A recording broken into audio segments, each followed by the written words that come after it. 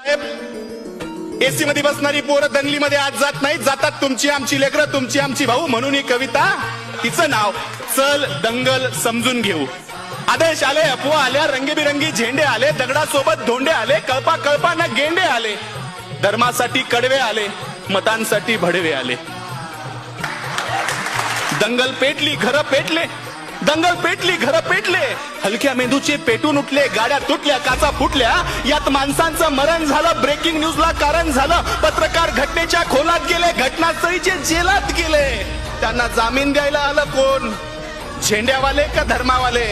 आले माय, बाप आणि भाऊ. चल दंगल समजून घेऊ, खरं खोटं तपासून पाहू. की हे जे काल झालं, हे जे काल झालं त्यात फक्त गरीबाचं हाल झालं.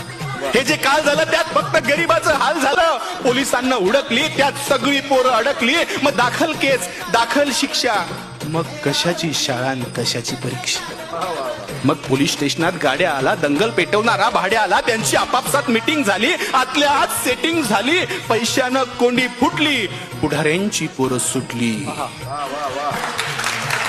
असं सगळं घडतं दंगलीच्या भोवताल, असं सगळं घडतं दंगलीच्या भोवताल. पेटवणाऱ्याची सुटतात, बाकी भाकरीसाठी मवताल.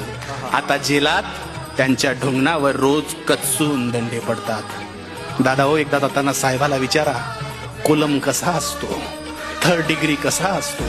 आता त्यांच्या ढुंगणावर जेलात रोज कचून दंडे पडतात. पेटवणाऱ्याची सुटली, बाकी सालोसाल सडतात. असं सगळं दंगलीमध्ये होत असतं भाऊ. चल दंगल समजून घेऊ, खरं खोटं तपासून पाहू.